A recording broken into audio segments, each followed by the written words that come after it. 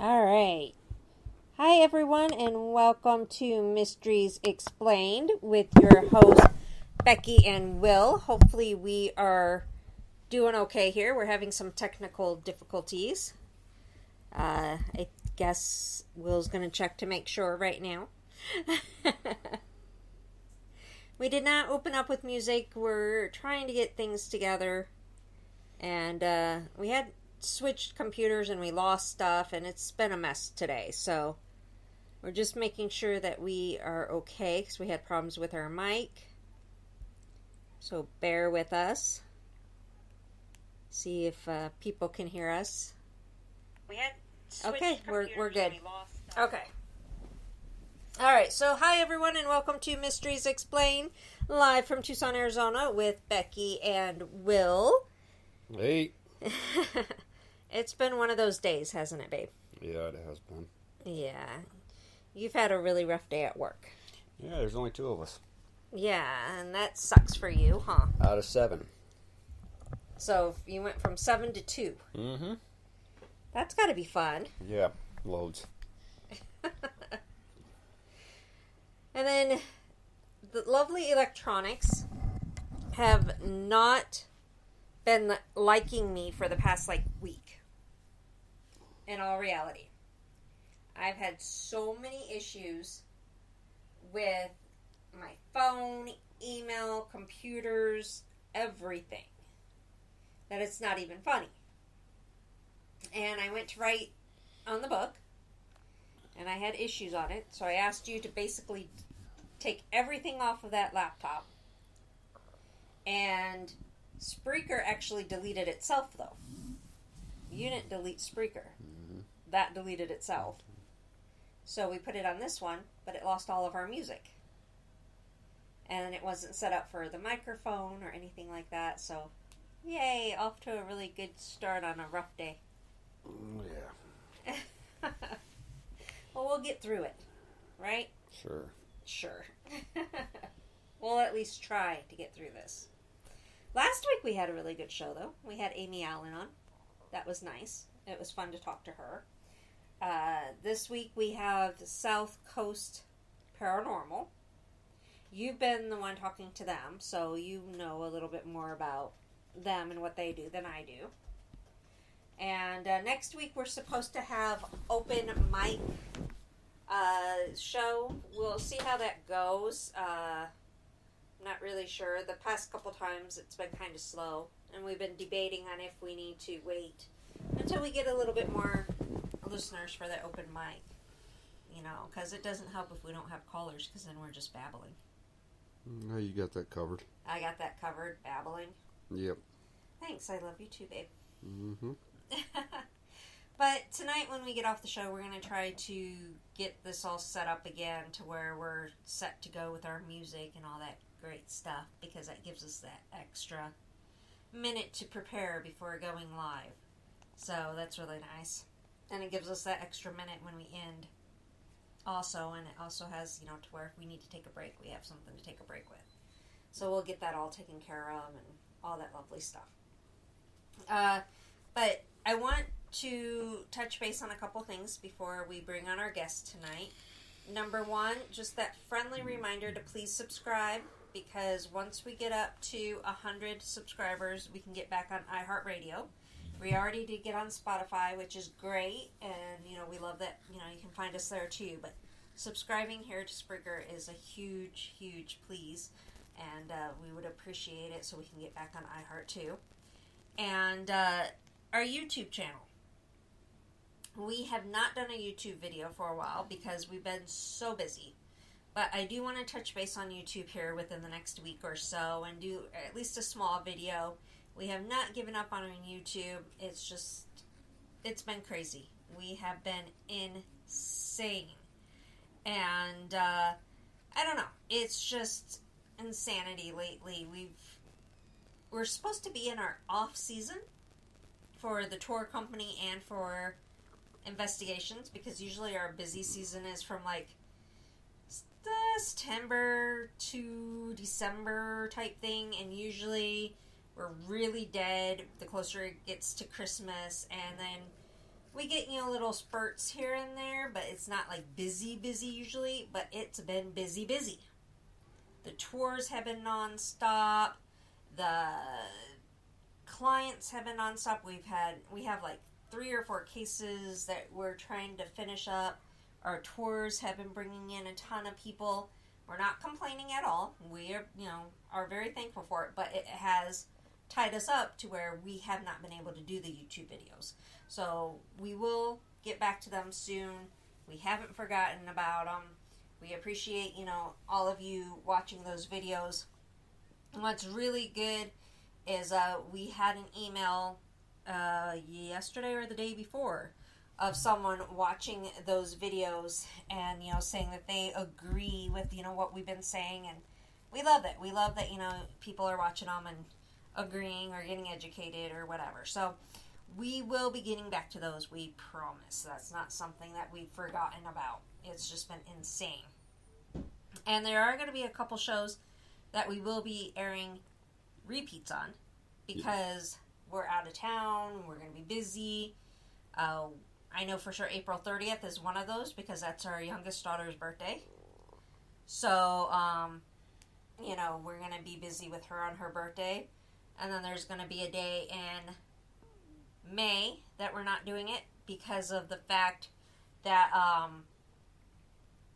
we leave for Vegas the very next day. So Thursday night, we're going to be, or not Thursday night, we air on Tuesday. What am I thinking? See, it is one of those freaking nights already. I'm already confused. Yeah, it sounds like you're having problems already. I am having problems already. You're not helping either, so. Nope, I'm not. You're not helping the situation at all. But I know for sure in April there's going to be a day that we're gone, and I think it's actually June, not May, that we're not going to have a show and we'll be airing repeats. But it's been one of those days. It's been one of those weeks. It's been one of those months. Mm-hmm. It's just been all over craziness. So, I did, however, as I was saying, started on my book again. No time. I had to get in some stuff to the publisher.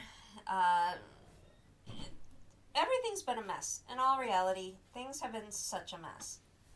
And the book, it was one thing after another. And one of the major problems was the photography. And we're not going to get into it because I don't want to say anything bad about anyone or anything like that. But basically, the first time around we got screwed. The second time around, it just wasn't the right resolution. So now we're having to do it for a third time. And we do have it right this time, though. So we know what we're dealing with this time. But the photography put us behind. Mm-hmm. And then I was writing, and when I sent in what I was writing, they decided they want more history and folklore type thing. So I'm editing. So it's been one thing after another. But I did email them last week, and I did get approval of what I was writing. It was more along what they wanted, and the picture size was perfect. So we basically do have the green light now, and we're good to go. It's just getting it all done now. Which is, so much fun and hectic and Yep. And then add the fact that, you work full time. We have 4 kids that we take care of. We're still, doing our whole wedding renewal thing in May, and we got a huge event in May that we're helping with that I am so excited about. Yay! I know, but that event is going to be so much fun. And that's the center stage event that's at Slaughterhouse. And I know that there are still tickets for that Saturday, May 4th, available. That Friday, May 3rd, is sold out. Mm. But Saturday, May 4th, they still have some tickets available. And that has Grant Wilson and Dana and Greg Newkirk coming to town. Yeah. And Lindsay's going to look into adding a few features for that event, possibly. But you can still get tickets for that night at centerstageevents.com. And it's center with an S, so S-E-N-T-E-R, stageevents.com. So check them out for May. I'm so excited about that event. I can't wait for that one. I get to meet Grant Wilson, so I'm really excited about that. Sweet. I know. And then we have a smaller event of our own in April, which is coming up in like 2-3 weeks, something like that. And that's at Arcadia Ranch. Mm-hmm. And we're giving a free lecture, and then we're doing a ghost hunt after they get done with their whole festivities that day. So it's going to be fun. I'm looking forward to all of this stuff. Should be great.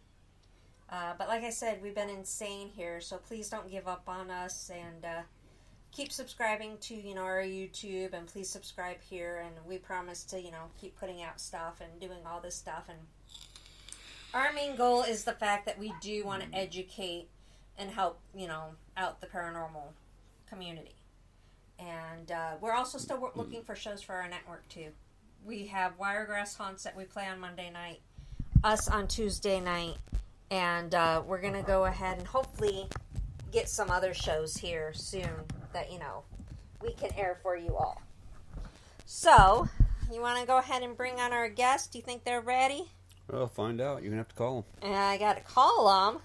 Call. And why do I have to call them? Because you got the phone.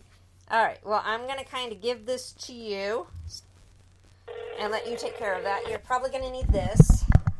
What do I want that for? Because my phone will die after so long. Hello? Hey! Hi, how are you? Pretty good. Yourself?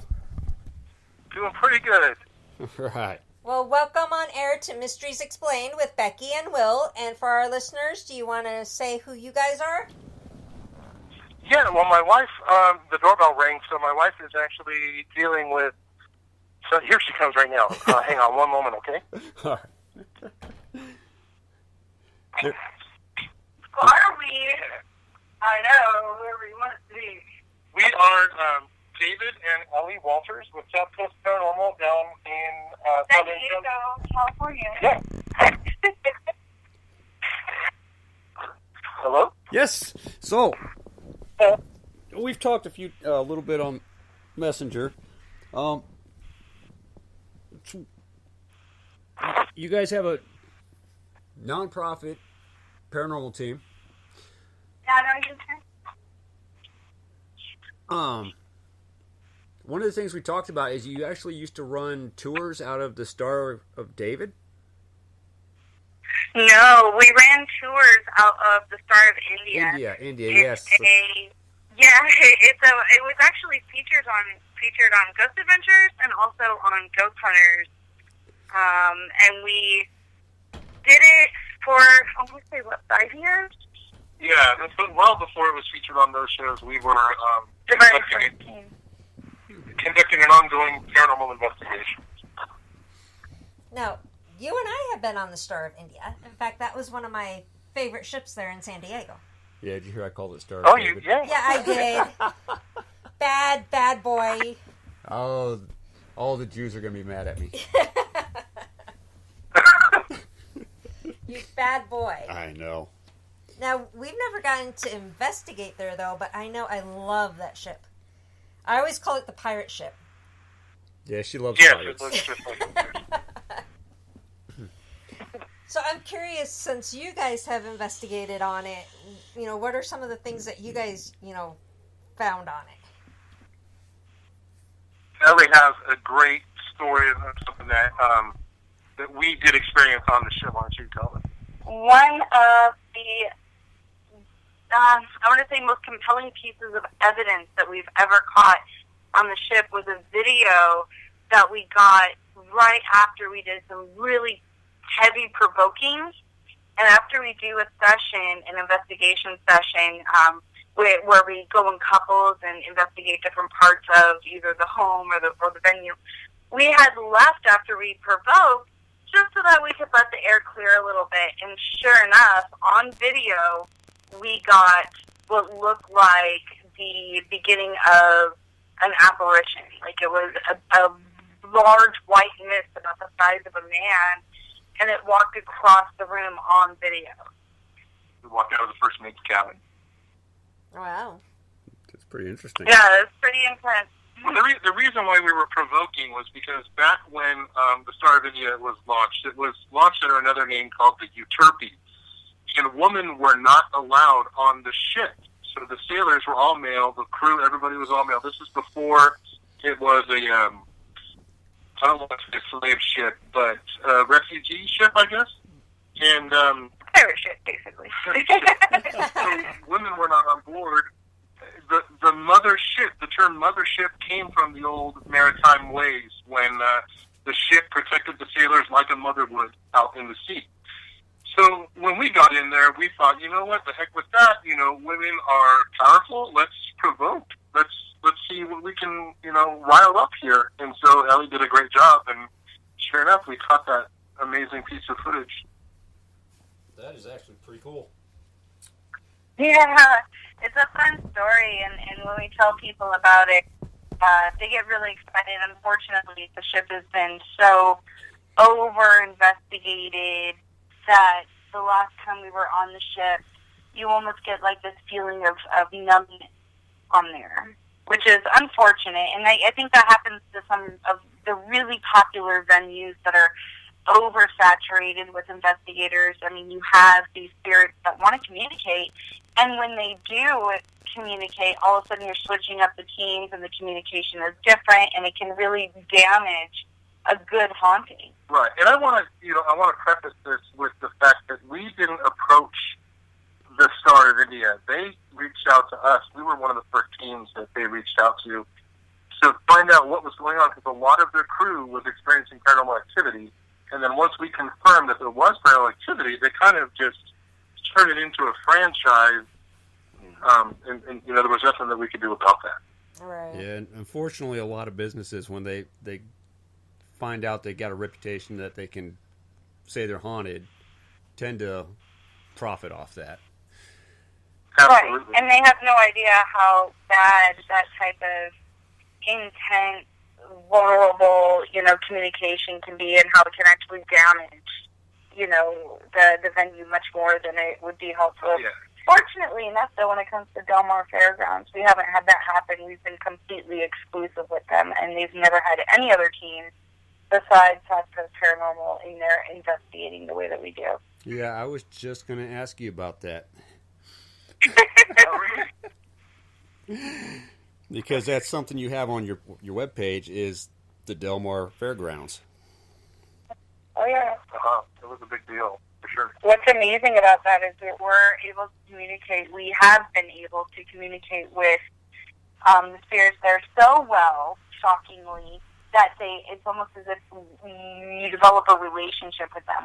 And that's the only venue that we've had that with, fortunately and unfortunately, you know. Yeah. What kind of activity do you get out there? It's not so much shadows or apparitions, but lots of voices and footsteps and cold spots, but nothing really, not as, I don't want to use the word drastic, but not as strong as the Star of India. And that might be because the Star of India sits in water, and it can use water is a great conduit of, you know, energy. So right. I think that, you know, if you look at it through a scientific approach, that's probably the reason why the Star of India would be a little bit more physically active than the Del Mar Fairgrounds. Although the Del Mar Fairgrounds does have a train track that runs very close behind it, and you can sometimes hear the train going through, and that can conduct some energy as well. But as far as the activity that we experience there, it's a lot of EVPs that we catch. And they're very clear. We're like Class A EVPs, like really clear, great communication, and they different voices speaking directly to you. Right. And we did catch that one shadow in the Paddock pub. That's the one that pretty much made the news, yeah. But that was our first investigation there, and it was pretty incredible. Awesome. Now, I have to say San Diego is one of my favorite cities.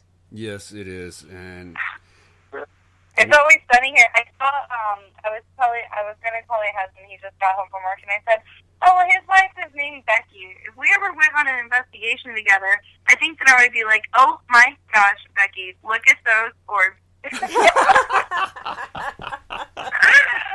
Oh man, it would be awesome. We're always looking for other people that are like-minded and that are really into the paranormal community and Disney. And Disney. Yep.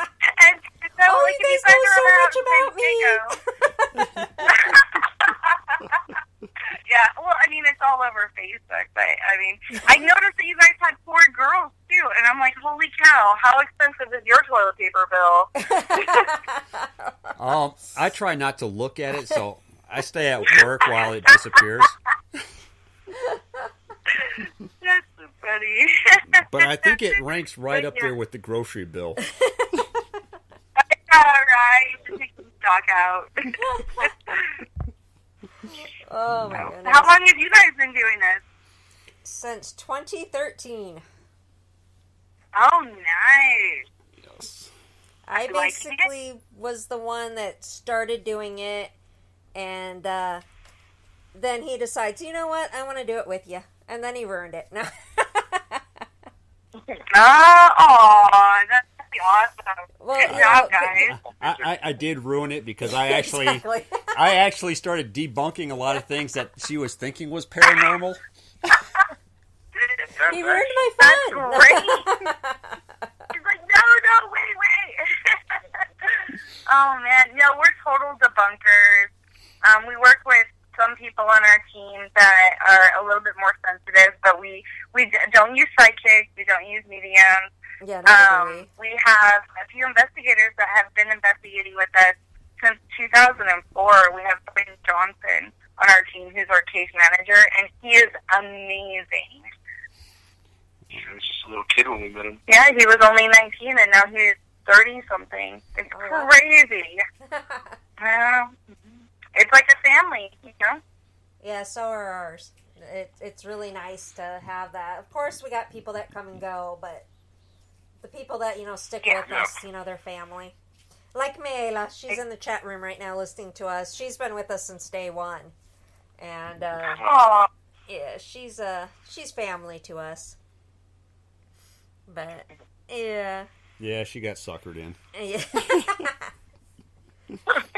So what spots in San Diego have you guys been dying, not literally, but dying to get into to investigate? And please don't just say the Whaley House. We've already done the Whaley House. Yeah, we've already done the Whaley House. Oh! What did you think of it? It was actually one of it was one of the few places I've actually had an experience. Nice. Tell us about I it. need to hear about this. For me, it was at the end of the night. We were getting ready to leave, and I was just going through taking pictures, and a door that had already been closed swung open right next to me. Wow. We both got touched that night, though, too, in the theater room. Really? Oh yeah, that too. Wow. Yeah, because You guys are the first people in a long time that we've talked to that had it. How long ago was it? it was 1 year. Yeah, last year. Yeah, 1 year ago. What time of year? It was February, wasn't it? Yeah, because we went to San Diego. Oh, no, for, it was March, because we were there for St. Patrick's Day. Was it St. Patrick's Day? Oh. Yeah, it was St. Patrick's Day. That's Yep. when it was, because everybody was drinking in the bars. That's how we remember. Well, they do by that drinking. anyway. So, did you guys take like a private? Did you do the private glove bag tour, or was it just the regular? We rented the building, daily- just the two of us. Oh my That goodness! wasn't cheap, Wow. by the way. No. We actually, because we're a profit-free team, we don't charge, and we don't really get along too well with other teams that charge so much for that. I don't know. I think that when you're in the community, you should try to investigate together and help each other out. It's not so much about the dollar sign. You know what I mean? Yeah. Mhm. Yeah, we used our income tax money to help pay for that one. That's a lot. That's a big one. There's another spot down there, which is a really good spot if you've ever wanted to have a great experience and not such a high price, is the Cosmopolitan, which is just down the street in Old Town. Yeah, did you guys stay at that Cosmopolitan hotel? Yes, we know where that is. Mhm. Been in it many Yeah. times, but never stayed there. We ate there one time in their restaurant. Yes, we did. Yeah. I don't remember. Well, if you ever get a decent return, you should go and stay in the Cosmo again. We'll meet up. Yeah, if you guys are back in town, definitely. Oh, we head to California At least twice a year. at least 2 to 3 times in a year. Yeah. Oh my goodness! Wow. What draws you out here? Is there family out here, or do you just love it? Nope, Just love it. love it. Just can't afford to live there. Oh, neither can we. Neither can we. Barely make it. Oh, man. Yeah. It is. It's tough, you know, and you think that you're doing so well compared to everybody else, but then down here in San Diego, it is insanely expensive. Yep. Yeah, we. Yeah. She keeps trying to talk me into moving out there, and I go, just anytime we're out there, grab a real estate guide and check out the housing prices, and then that'll curb your need to move. And not just the housing prices, too. We're talking, like, even electricity bills. Our electricity bill can range anywhere between $3,000 to $1,000 if you don't have solar. $300 to $1,000. Oh my gosh. It Yeah, is I insane. don't mind living in Tucson, and it's only a 6-hour drive to San Diego, so we're good. My parents used to have a house over in Yuma. Oh, Okay. Yuma's too hot. Yeah, Yuma's very hot. Yeah. We get hot here, Yeah, but not it's- like that kind of hot. No. Yeah, no, it's too hot, but it was a beautiful house, and they have that prison down there, Right. which is really amazing. Yeah, we I haven't forget the name of investigated it, it. though. Have you guys Oh, investigated really? it? How did you like it? We haven't. No, we haven't. Oh, okay. I wanted to. Oh, I okay. told my husband about it, but it's quite a drive for us, and since our kids are small, it's kind of hard to get out and investigate with them. Right. Right now, anyway. All right. So, You, do you want to say something, Ray?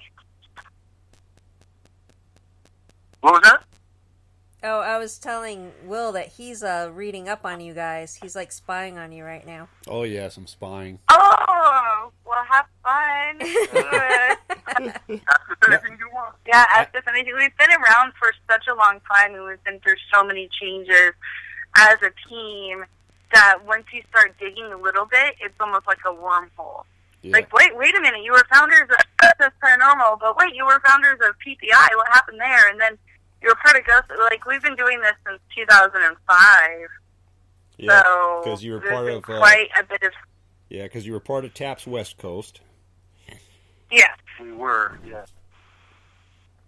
and then it got a little funky for a little bit there. and then of course you had the paranormal.com. But what I'm looking at is you're hiring right now. Yeah. Yeah, Looking we're for- looking for 2 more. Yeah, 2 more. Yeah, good luck with that. We've been looking too. Oh my gosh, Becky. It's pretty crazy because you have people that you like a lot, but then, you know, there's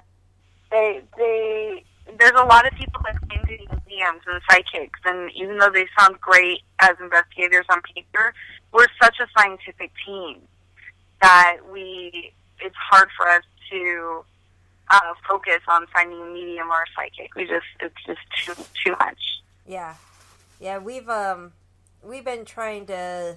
The last time we actually brought on new people that stuck was last year, and we got lucky with them, and that was Jen and Ooh. Audrey, and everyone else has been on the team for 3 to 4 years. But we've been Right. trying to bring on a couple more because we lost a couple due to family and job situations, and Right. they come and go so freaking fast once they find out all the work involved, or we get Yep. the ones that want to jump to everything as paranormal. Exactly. Yeah, it's very tough to weed out the skeptical believers between the gung-ho believers. You know what I mean? Like, And we like to try to be skeptical with every case that we approach. We approach skeptic, with a skeptic point of view, try to debunk, try to explain, come up with alternative theories, whereas some people are just like, oh my gosh, it's a ghost, immediately. It's like, wait a minute, no, it isn't. It's a loose pipe. Right. It's the baby down the street. Come on, it's not a ghost. Yeah, or they'll just in it for the thrill of investigating, and like you said, they don't want to put in the work. Exactly. Right. Yeah, that's one of So the it's tough to main lead everyone. issues. That they You really have to have a passion for paranormal investigating to really do it. You can't just want to find a ghost on camera or, voices. You have to be able to really take apart your environment. And most of us that are really passionate about it are truly looking for answers. right. I know I'm not. I'm just going to burst Becky's bubble all the time. Thanks, hon. I love you too. Aw. Thank you. I have a question for you guys. When you investigate, do you guys like to investigate together? Oh, we always do, and I'm always yelling at them. Yeah. We can't, my husband and I, we can't do it. We cannot investigate together. We'll kill each other. Well, if we're not yelling at each other, we're trying to kill each other. So Thanks, hon. I love you. Oh, I man. know I love you too. Yeah. Aw. Aw, that's really cool, guys. Yeah. I'm the person who likes to go into a room and take the room apart and look for answers. It's hard for me to just sit still and listen. You know what I mean? Like, okay, I'm going to ask a question. Oh, my Nobody God. talk for 5 seconds, and you ask my question. You're nitpicking the way that I investigate right now.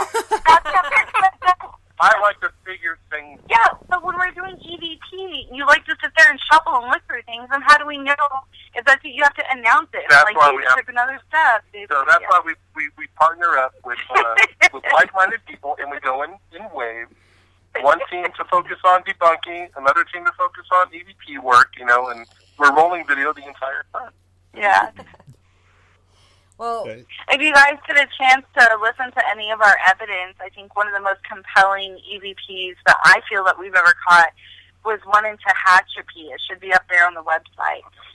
And well, we had an investigator say, why don't you do something? Why don't you just do anything along those lines? And we caught a really good EVP of it saying, don't let me catch you alone. Oh.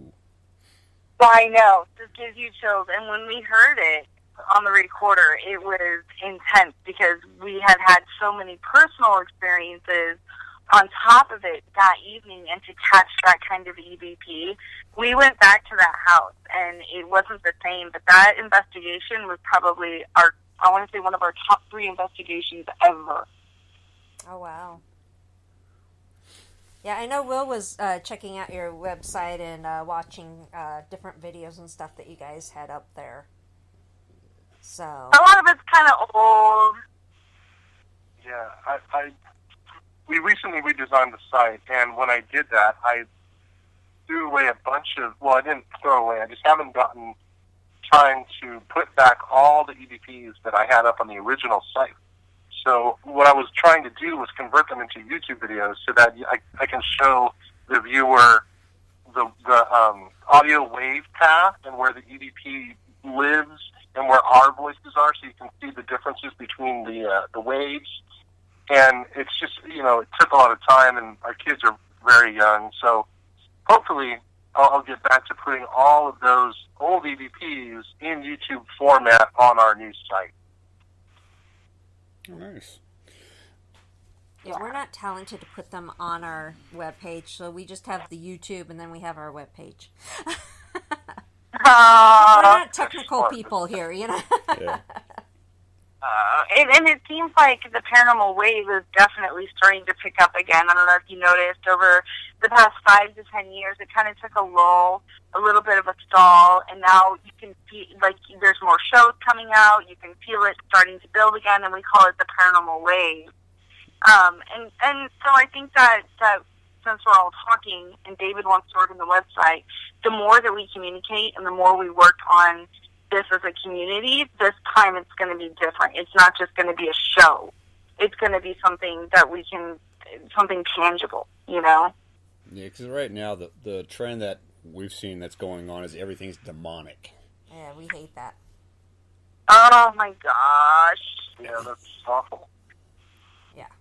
Oh, that's got to be crazy. That's intense. We had a buddy on our team study demonology, because we always try to have somebody on the team that understands it a little bit more. And unfortunately, he went into a really dark place after it for a little while. So I know exactly what you guys are going through, and it's rough.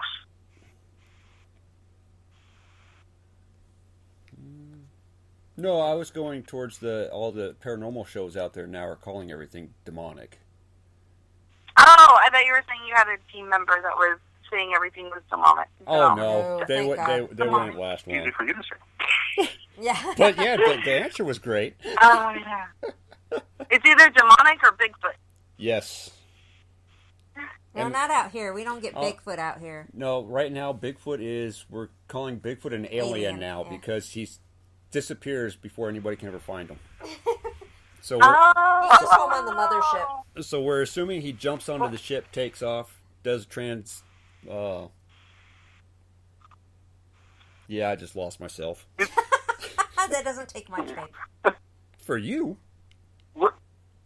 Did you guys say that you're in Tucson or Phoenix? We're in Tucson. Okay, never mind then. I was going to ask a question about the Phoenix Lights, but wrong area. No, I'm we sorry. actually had David's them really out here in into Tucson. aliens. The Phoenix Lights? Yeah, the Say that people again? in Tucson saw them too. Yeah, that didn't end in Phoenix. It actually kept going south towards Nogales. Phoenix is the one Really? that mostly saw it, but it did actually manage to go over Tucson. Just nobody really paid attention here. Yeah. It's like, oh, Did there's you weird guys lights see in that? the sky. Oh, wow. Oh, look at this. Which one was that? Was that the one where the lights were coming off of it? No, this was a huge, I don't want to say big crack, square one? but it seemed like a big circular thing. The lights just went over the street. Oh, yeah. Did you guys see it? No. No, unfortunately, we're like everybody else. We didn't look up. Yeah. Yeah. What's that in the sky? Sorry, Red didn't mean lights? to Oh, well. track you guys. Yeah, we have a military Are base. you guys watching any... Now, we have a military Are you guys base right watching next any- to us, so all lights are just lights to us. Oh, Oh. yeah. Are you guys watching any really cool shows right now? I make fun of one. Which one? I watch it and yell at the TV. Or we play drinking games to it.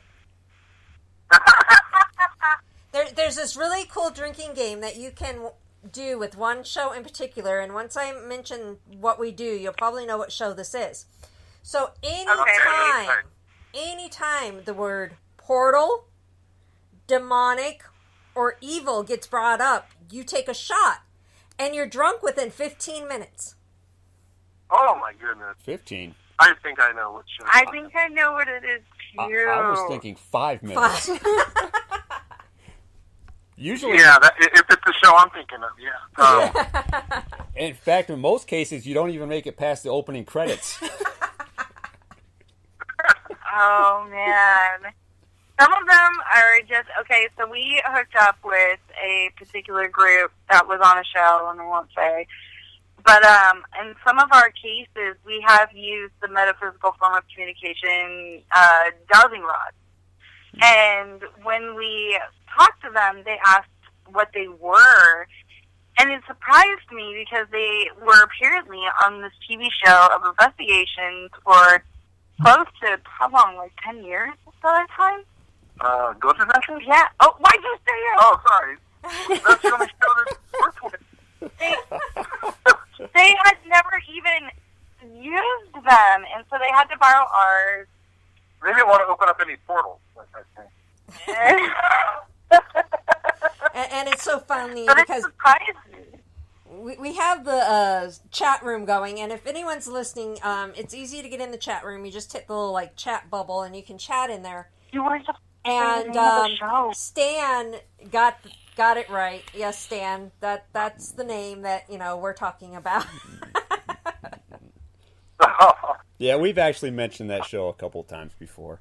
Yeah, I just Okay. I'm just not sure if they're really investigators. No, you know what? I don't know. Well, it's kind of in my opinion, if it's on television, it needs to do well to stay on television. Right. So they need to generate ratings somehow. I get it. Yeah. They're entertainers is what they are. Right. Yeah. Exactly. And and just like if you go to SeaWorld and it inspires you to be a marine biologist, if you watch Ghost Adventures and it inspires you to want to research the paranormal, then, I mean, that's great. That's awesome. Yeah. Just actually do it correctly. Don't go running into a building You don't want to bust headstrong out Ouija boards every investigation? No. or run out of buildings at every investigation. Yeah. Or sending, going in there and provoking and sending a poor someone in there alone after you do that. Yeah. All right, I've pissed it off. Now you go in. I've seen them walk. I've seen this show that we're talking about. They're walking around with this little monitor that shows little stick figures, and they're saying that those are entities. How does that work? I don't understand how that works. Well, the concept of it is basically it's the Kinect for the Xbox system. Okay. Well, they don't have that. It's the SLS. It's the SL, but it's the same thing. Yeah. And basically what it is it's a computer software program that instead of it picking up a person, it picks up the skeletal figure of the person. So in theory, what it's supposed to do is pick up the spirit and make a skeletal figure of it so that you could see it there. But that's just another form of matrixing, like video matrixing. If you look at it, like you could take a Snapchat filter or whatever and put it over a dog's nose, and if it's got 2 holes in a button, it's going to think it's a face, So, I mean... Well, we have actually been able to debunk that and trick it Yeah. into actually making skeletal figures. Yeah. Well, yeah, of course. Yeah, we have the system, we have used it, and we do use it on investigations, and sometimes things do come up that there's no reason for it, but we have been able, like all equipment, find the downfall of it too. Right. Because we For test sure, everything yeah, we like- bring in. We test it to the limit, and we know what its downfalls are, and, if it's Yeah. doing something that we're like, it doesn't usually do that. Right. No, I get that. That's great. When I see that on the TV show, one of the shows in particular, they were at the Viper Room, and there was a stage, a Viper Room in LA, and there was a stage, and there was a guitar there, and they saw the little stick guy on the stage, and then I don't know if it jumped in one of their laps, or maybe that was another show, but I thought it was kind of comical, and I didn't understand it, so thanks for explaining that. Now I kind of get it. Yeah. So it's like the Kinect. All right. Yeah. And it can matrix, and it can, if you are in there and it's picking up your stick figure, if you move too fastly, like Fastly? really fastly, yes, that's my new word for the day, fastly. There we go. Making them up as you go. Yep. If you move too I'm going to fast use it. out of the screen, your stick figure actually will stay there too.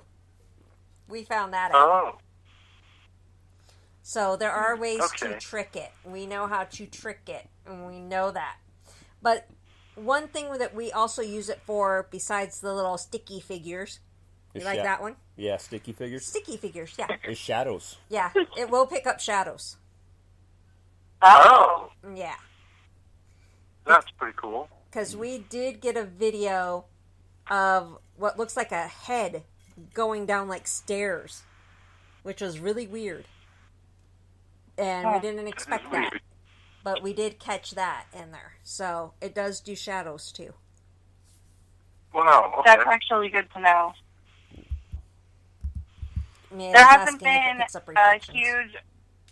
there hasn't been a lot of new equipment coming out that didn't just repeat different aspects of other pieces of equipment that have come out over the past 10 years. You have your Right. K2 meter, and then you've got 10 different versions and pieces of different K2 meters that all do essentially the same thing. So when we hear about a new piece of equipment, we get super excited because you just never know if this is going to be the one piece that's going to give you that clue or that proof. Yeah, we as long as it's budget friendly, we try newer equipment just to see what it's like or if it's worth even using. One of our team members actually bought that yes/no thing. I forget what it's called. This yes/no thing. It's supposed to pick up temperature changes, EMF changes. Where you can ask the yes or no questions with the green light and the red light. I forget what it's called right now. And of course, she's not listening. But we found a lot of downfalls with that one. A ton. Yeah, it never stops going off. Yeah. It's like you'd have to be like 2 miles away from it. Otherwise, it picks you up and it goes off. Oh, yeah, it's got a motion sensor. I think that's why we keep a lot of our equipment separate, because each one does need to focus on what its capabilities are. So even though there's some of these tools, like you guys have that, or like that particular tool that has everything in together in one, sometimes you just want to know what the temperature is and have it only focus on that, so you have your separate tools for that. You know? Yeah, this one piece of equipment, though, it's nothing I would ever recommend anybody use, just because it's got 3 different things going on at one time and only 2 things to let you know that this is going on. So you're not Oh, wow. So you have to figure out what it's doing, why it's doing it, and why it won't stop doing it. Right.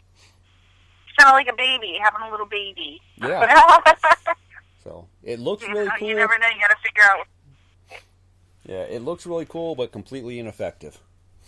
Yeah. Well, I'm sure it made a lot of money for somebody. You know what I mean? Oh yes. And that's what I call a mystery explained.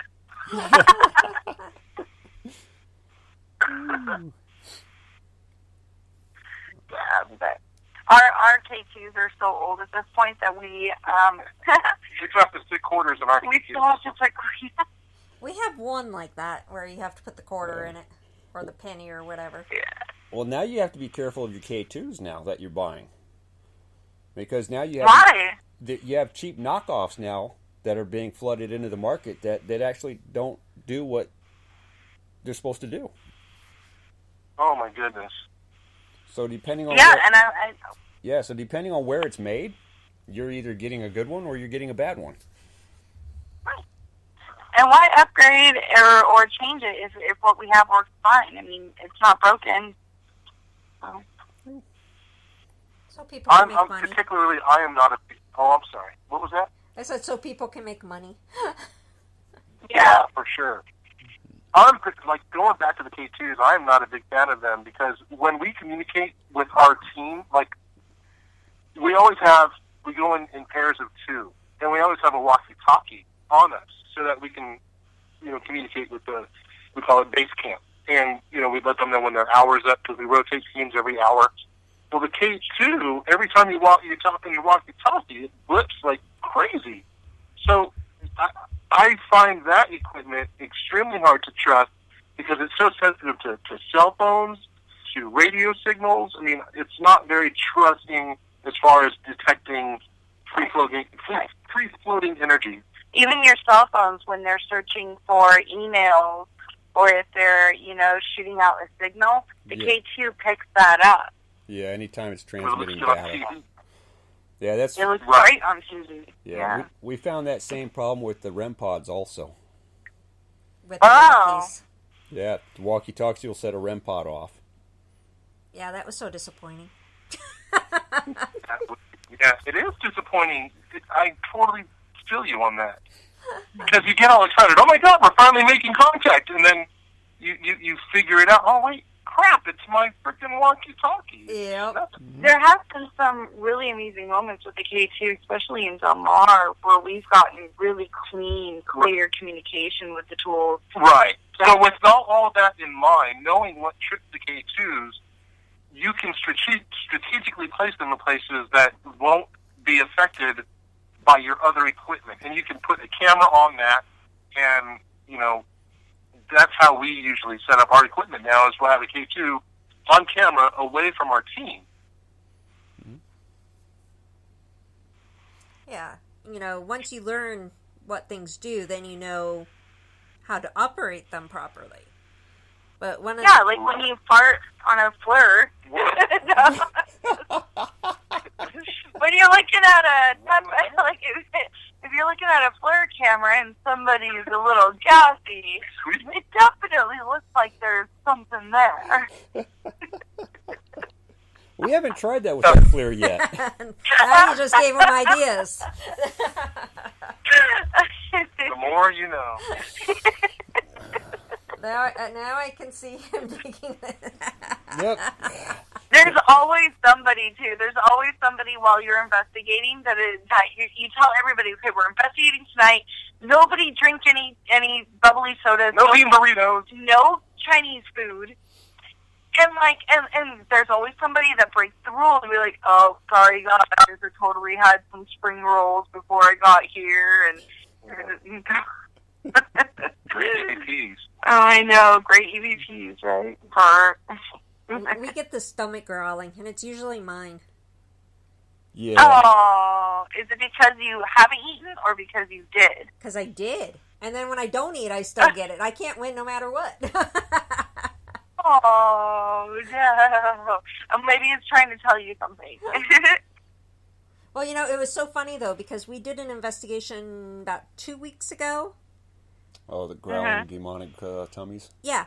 And, we always announce that, it's our stomach growling because, of course, it does sound demonic if you listen to it. And it was so funny because I was saying, oh, that's my stomach growling. And we made the comment about, teasing around about, oh, my gosh, it's going to sound like a demon now. And I made a comment. I said, you know what? What if all those EVPs of the growling aren't actually demonic, but the ghost, their stomachs are growling? I'm like, how do we know they don't get hungry? That's pretty clever. And then right after I said that, I said, do you guys get hungry? And I swear to you, we heard a growl. And it was not any of our stomachs. Oh, my goodness. So now we're going, is the spirit making fun of us? Or are they telling us they're hungry too? I don't know. Well, did you guys get an answer, though? Like no, a legit we just got the growl. We only got the growl. We got nothing else. They probably went to go eat. I'm gonna They probably did. They left to go eat. We got them hungry. I don't know. And after eating Chinese food, they're constantly hungry. Yeah. Because Chinese. Did you hear the growl, or was it something that you heard after you were going through your audio file? No, we actually heard it because I thought it was Mayla's stomach growling, and she thought it was mine. And the only other person in there was my one daughter, and we were like, was that you? Was that you? Was that you? And everyone's like, no, it was none of us. But we all heard the growl. Amazing. And that's like one of the only things we heard that night. That's pretty amazing. That reminds me of EVP that we caught, not exactly the same thing, but we were just talking, and Ellie says, what's your favorite, was it you that said, what's your favorite topping on pizza? Do you like... I don't ask a lot of really weird questions. Oh, so you never know what they're going to answer, But that makes, if they're hungry, if they missed food, then, yeah. I think you said you like anchovies and you hear, yuck. Oh, hold on. Was that at Del Mar? It was either at Del Mar or I Big think it Bear. was at Del Mar. I don't think it was at Big Bear. But yeah, definitely. They might miss food. Yeah.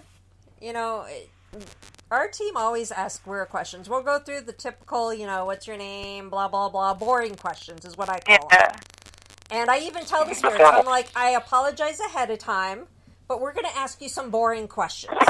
And then after we're done with these boring questions, you're going to hear us talk, and we'll ask you some questions about, some fun stuff.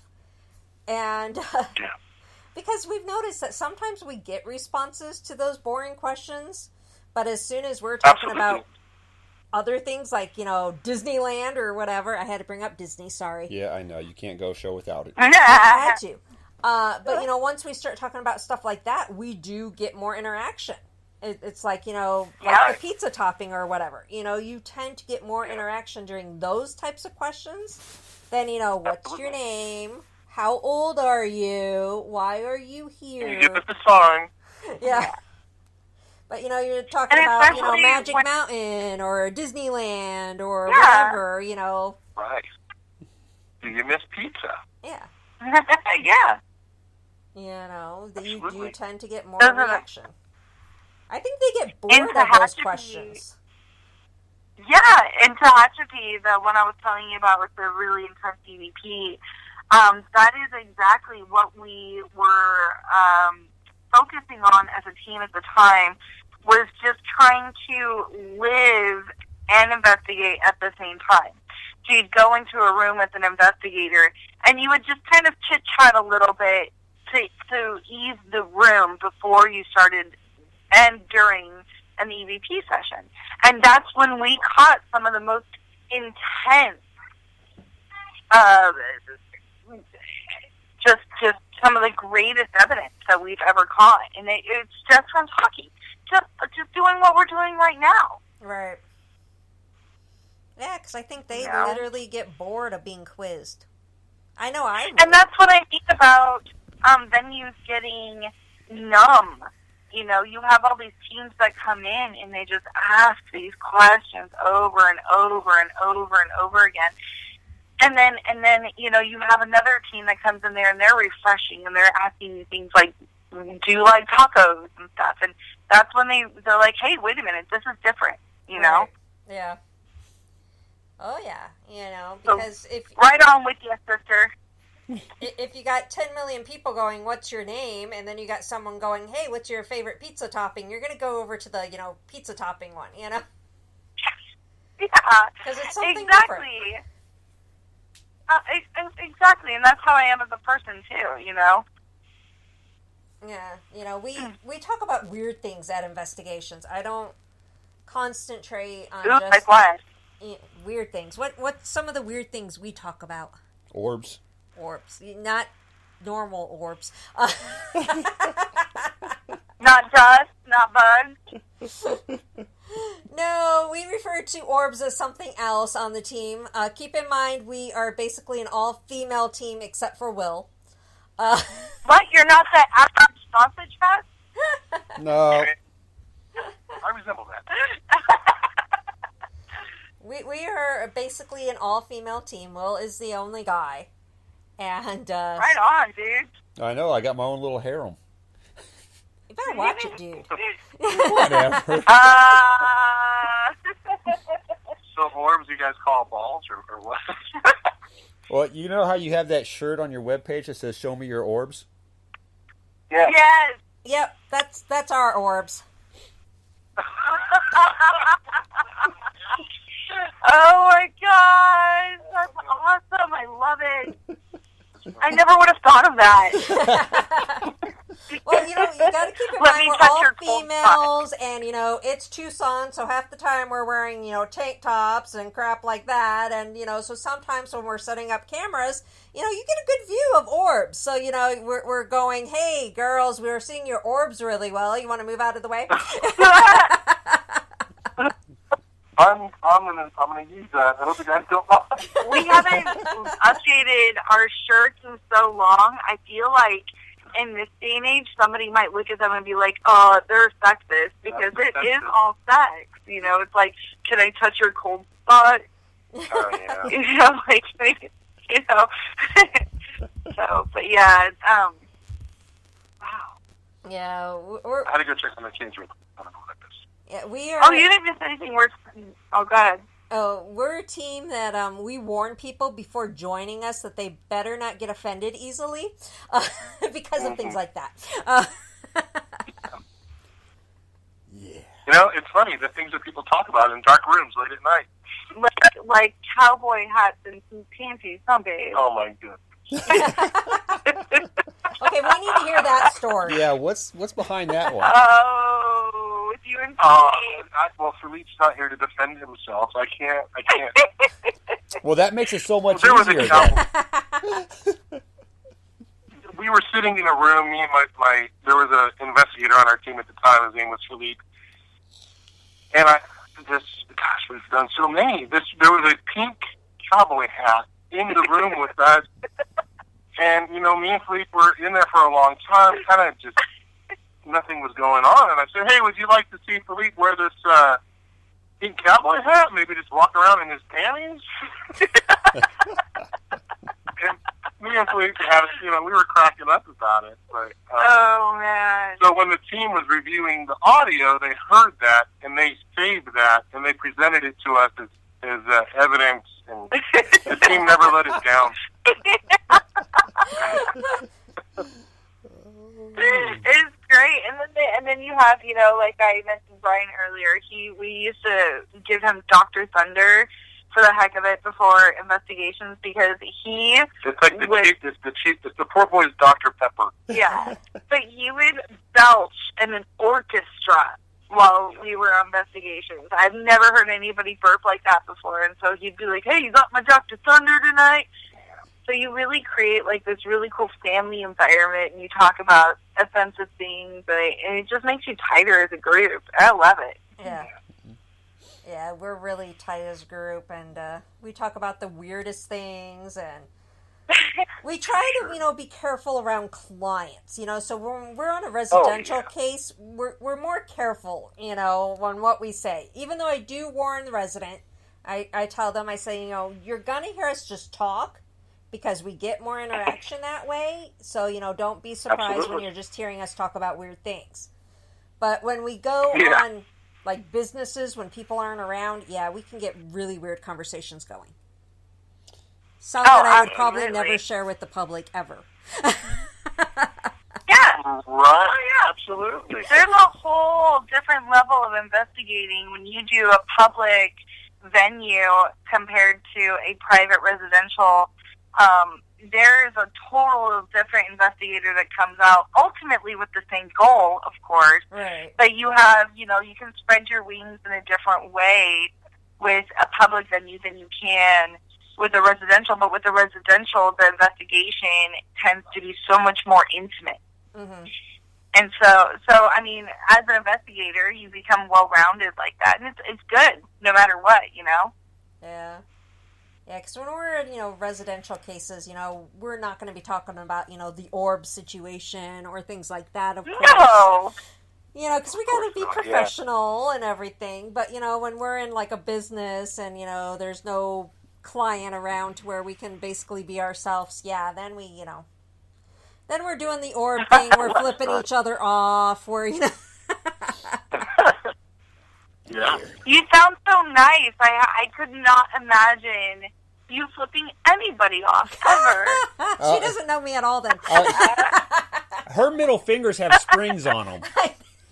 She can't hold it down if she wanted to. It just pops right out. My entire team is always sending me little jokes and stuff about the middle finger because of the fact that anytime You're flipping the bird. anytime anyone makes a smart aleck remark to me, that middle finger just automatically goes up and it goes straight to them. Oh, man. I wish I used mine more often, but to be frank, I always forget about it. it. I really got to use my middle finger more often. Yeah. Thanks, Becky. You're welcome. There's your daily reminder. Give that middle finger exercise. It needs it. And so I can learn how to do more flips, right? Yeah, I'm the one that always flips people off. That's my. Oh, good. That's my job on the team. We I'm need not more the people founder. to do I'm it. not. No. She's just the middle finger Yeah, girl. that's all I do. No. So who is? Oh, okay, No, so we like you actually guys are the founders. Yeah, I was like, wait a minute, aren't you guys kind of like us? Like you're doing it. Yeah, we are the. Do I call us the brains behind the operation? I didn't know there was any brains behind it. Okay. Oh, did it? See, there's that finger. He's like, I'm here on weeknights. It's constantly up. No, I am the one that actually founded the team. I'm the one, well, with Will's support, I'm the one that bought the company. I'm the one that founded the team. I'm the one that actually started doing this radio show. He's basically got suckered in and ruined my fun, as we said before. Aww. Well, if it's going to cost me money, I might as well get some fun out of it. Yeah. Oh, and trust me, he does. Oh my God. But I'm starting to have fun with you, which is better. Because I like being on your team than being on the opposite end of it.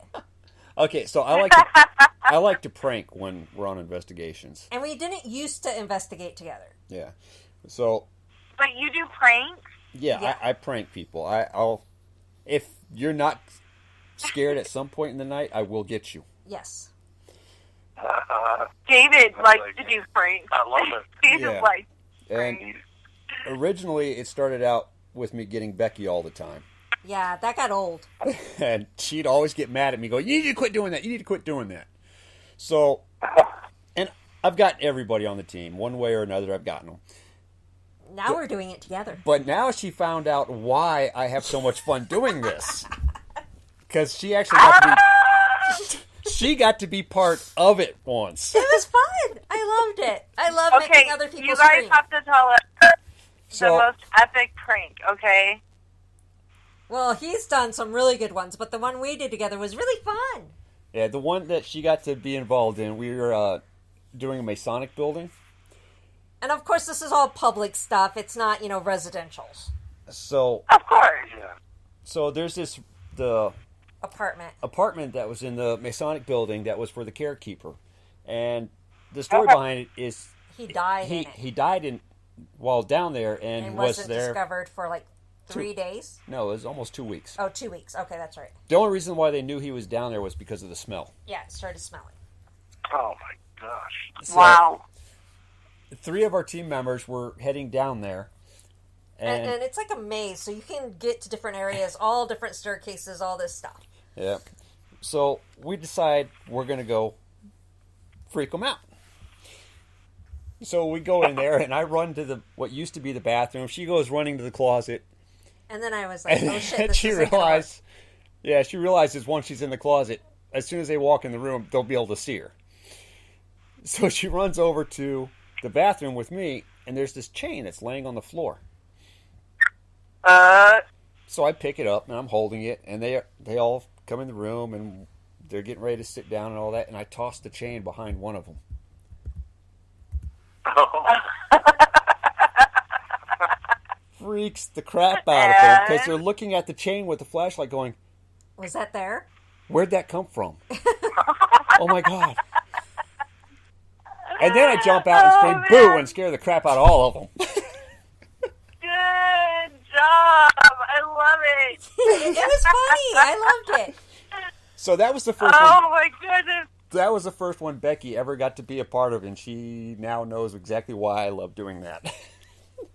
Did now when I don't love it, it's when she's on the receiving end of it. Yeah. Oh, like in the jail where you waited for a freaking half an hour. What did they do? No, we investigated this old courthouse / jail, and it was a public event. We weren't even the only team there. It was like a whole public thing. And I swear, you said you waited for, what, like 30 minutes in the freaking jail cell? Almost an hour.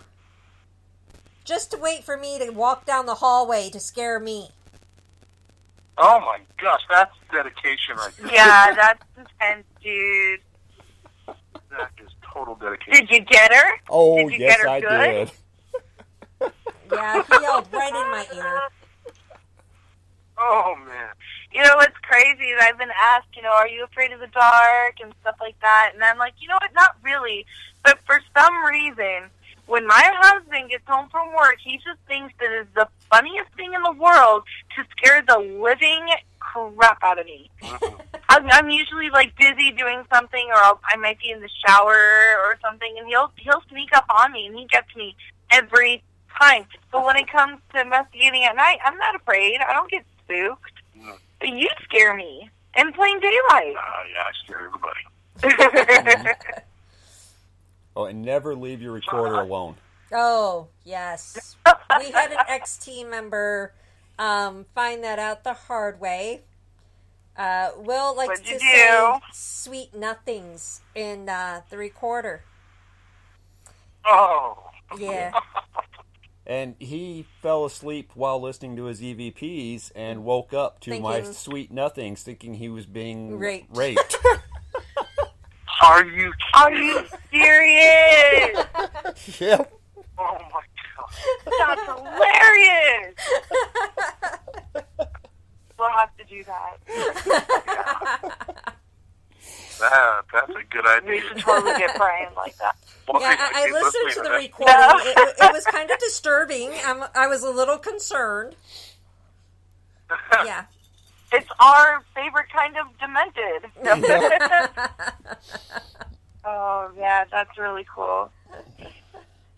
Yeah, we tend to do things like that to each other, you know. And it's obvious that it's not paranormal. We're not trying to disguise it as paranormal. Oh. You know, it's Yeah, just, sure. you got to do something to keep things interesting, because people who seriously do this and are seriously in it for the right reasons, we know that we are at locations for, you know, hours upon hours debunking after debunking, and we get bored.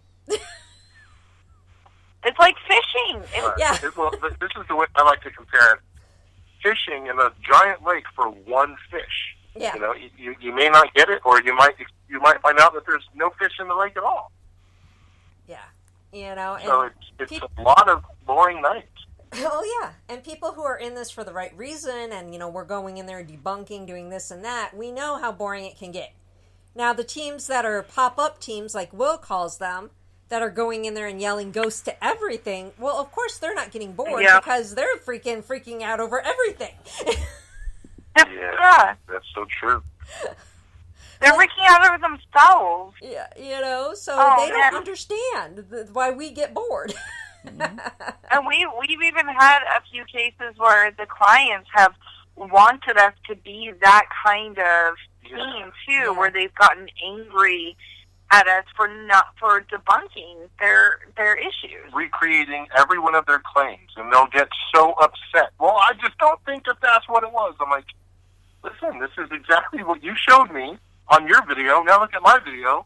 There's no difference, and I was able to recreate it. So it's not haunted. But they want it. They want it to be haunted. And you know what? That's unfortunate for them.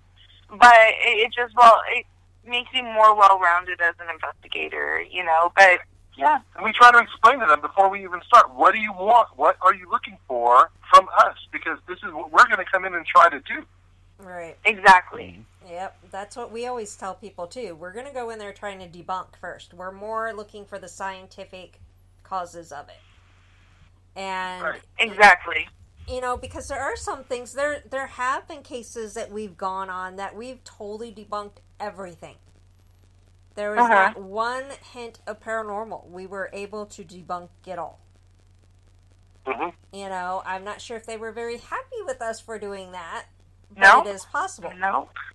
Which is why we have Yeah. to have those team members, and why we've had to let team members go, that go in there going, oh my god, it's a ghost. No, it's the freaking pipe. You know? Exactly. It's the mouse doing bench presses with the mouse trap. Right?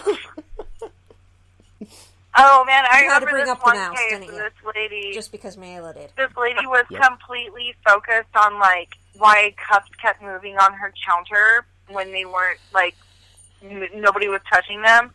And it was the condensation underneath the cup, and when somebody would walk by, it would create, like, a gust of wind, and the cup would move on its own condensation.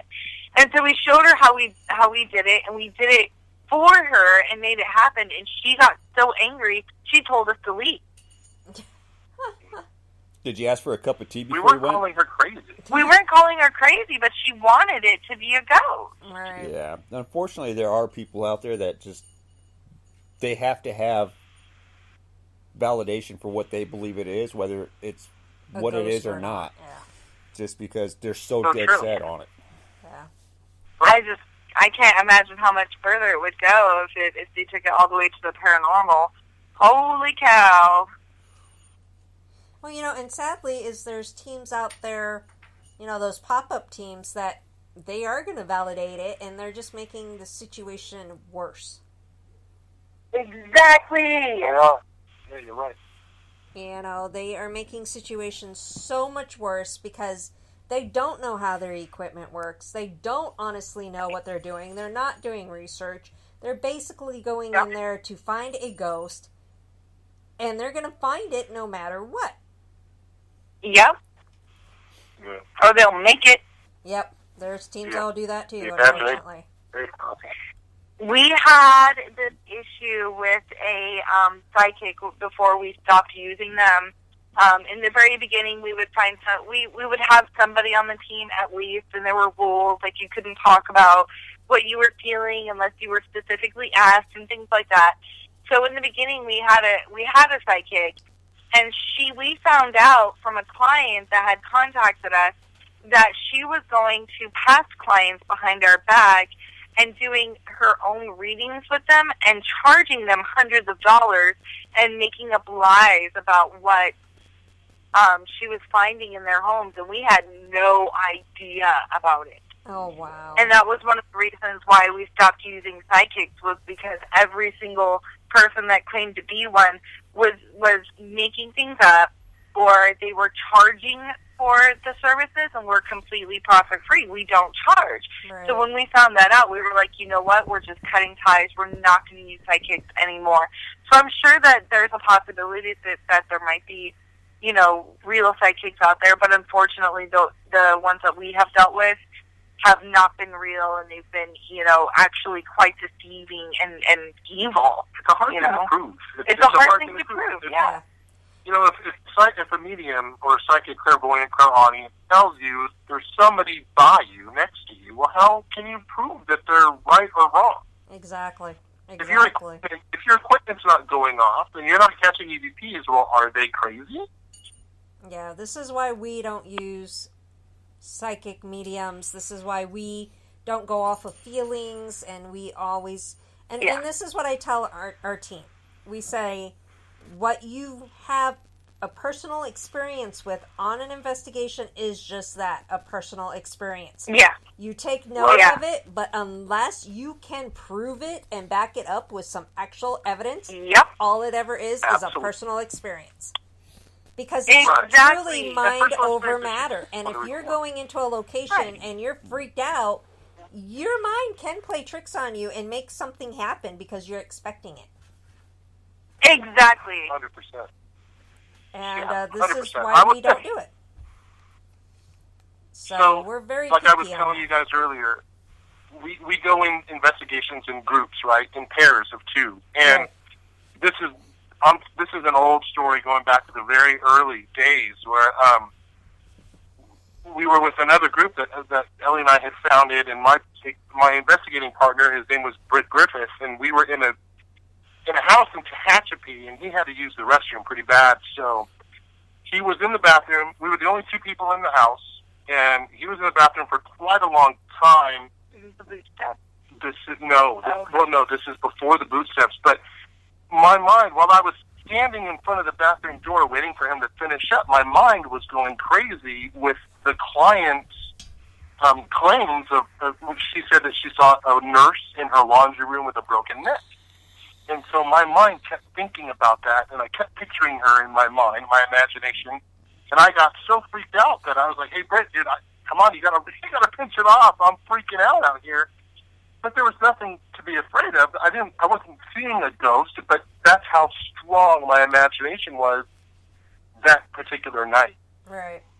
Yeah, it really can be a mind over matter thing, and this is why we always tell our new team members, you're not to tell the client what you think you've experienced unless we have the evidence to back it up. And unfortunately, we've had people on the team that, like I said, I'm sensitive myself. I can sense things more than anyone else on the team. But I don't go off of that at all. I mean, it helps sometimes, but I don't use that, for the clients. And we had people that claimed to, be, a medium, or claimed to, have this or that. and they've gone in and they see a curtain move, and oh my god, it's a ghost. There's an air vent right there making that curtain move. Yeah. Or somebody opened up a door and that created like that air. It created a vacuum to cause the curtain to move. Yeah, you know, and they would not sit there and try to debunk it. Instead, they'd be like, I saw that move. Therefore, it's paranormal. Yeah. And then their imagination would be so active that they would see other things with it. And it's like, guys, go over there, look. You're going to see that was the air vent, or test out a theory and see, you're going to disprove, you know, what's going on. And I had one ex-team member that got so mad because she claimed to be, you know, this medium and could talk to everyone. And she got so mad because I kept saying, no, find the human cause of it. And she's on, maybe you should stop doing that. And it's like, no, because if I stop doing that, what good am I doing for the clients? Right. You know, if I'm not... Exactly. Yeah, I'm here to help. I'm here to get debunk. I did an interview for this paranormal show that might be happening here soon. And they asked me directly, they said, do you ever feel like something is following you? Do you ever feel like you have like special feelings since you were a kid? And when I said, no, not really. I have intuition, but so does everybody else. And whether or not you think that something's following you, or whether or not as an investigator you might think that the client is a little wonky or weird, you have to take those feelings into consideration, because it could be just their intuition telling them something's there, and it may mean that there's something there, although it may not literally be something following them. Right. And they were like, oh my gosh, you know, that's completely logical, and you're not crazy, and we're so tired of talking to crazy people that believe something's been following them their whole lives. And I'm like, well, if your intuition was a person or was a thing that was following you, then, you know, yeah, and look at the movie Pinocchio. That's exactly what it's about, you know? Yeah. Yeah, unfortunately. So sometimes, yeah. Yeah, unfortunately, I think that the TV shows have definitely hindered part of the field, and yeah, exactly. It helped and hindered. I think it helped because more people are comfortable talking about it now, but it hindered because of the fact that everyone now thinks that everything is a ghost, and just because your kid goes off, it's a ghost, and it's frustrating. Yeah, it definitely did. And I hate the fact that a lot of the shows do show things as negative. Dude, girl, seriously, #truth. Like, yes. Because with all the years we've done this, I have not done anything with a demon. I am not best friends with a demon, so I don't run into a demon anywhere I go. And for the negativity... Can you believe, like, you were probably more likely to win the lottery than you are to find and deal with a demon. Right, like, people don't understand how rare that is, and how much a demon would do everything to avoid having contact with a paranormal investigator. There's no way. It's so unlikely that you would have to deal with one. Yeah. Maybe a malevolent spirit, but not a demon. Yeah. You know, and we've dealt with something negative maybe twice. You know. I'm sure. Hey, I don't count, okay? I deal with that every day. But no, you know, I sit there and, you know, these TV shows make it seem like, you know, it's every week there's a demon or a portal or, you know, and I'm like, oh my God. I already know that when I turn on the TV, there's going to be a demon and a portal. We're good. And I'll have you know, I've investigated some of these places that these people have investigated, and I have not once found a portal that led me to Hawaii. Oh, man. I know. So they contacted us, this show, we mentioned them earlier, Ghost Adventures. They contacted us because of some of the evidence that we caught on the Star of India, and they did an episode on the Star of India, about the Star of India. So I got to meet these guys, and completely different night and day between rolling action on the cameras and when the cameras weren't rolling. Complete night and Oh day. my gosh. We thought they were going to be totally cool and chill. Yeah, I thought I was going to be able to rap with them, talk to them about Paranormal. Yeah. But no, they were. I really hate talking trash about people, but it was an awful experience, and I just didn't understand. I didn't understand. And then they tried contacting us again many years afterwards For Del Mar. the Del Mar Fairground. And we told them, no, there's just, what's wrong? Okay. We told them no, and that they couldn't use our evidence because Del Mar has been exclusive with us, and we don't want that for Del Mar. And they actually tried to, manhandle it. They were angry, and they were like, well, we're going to go in there anyways, and you better do this. And they were really mean about it. They were pretty aggressive, yes, but I don't know if I would use the word mean. They were mean. You're like, I'm going to use it. Well, they ended up not doing the show. They ended up not being able to do Del Mar. We've met them too. I don't have a whole lot to say about it, but I do. They But were that's just another they show. were just That's really another show. egotistical. Yeah. Trash. I know. They just had gigantic monster egos. Yeah, well, Zach did. What's his name? The guy with the beard. He was He was great. so cool. Aaron. Yeah, Aaron was cool. I liked him a lot. He was way chill. Yeah, Aaron's definitely Anyway, a character. He's yeah. yeah. but I think I made him look at me like I was weird, though. So that's a plus, I guess. Mission accomplished. I'm sure they meet a lot of people, but in general, everybody meets a lot of people. It's when you decide that you're above being a good person to the people that you meet that it just, people, it's not cool, dude. It's not nice. And everybody, he could have been having a really bad day. He could have been, maybe he had some bad news about his family. I don't know. I'd hate to pass judgment based That's off of possibility. one experience I've had with him, but it was a pretty bad But impression. you did also tell them how, in the room where we caught the apparition, you did tell them how I was the one that caught it, and how I had to show them how I did it, and they practically copied the exact thing that I did in the room. That they didn't even mention that we were together. It was just really kind of, I don't know.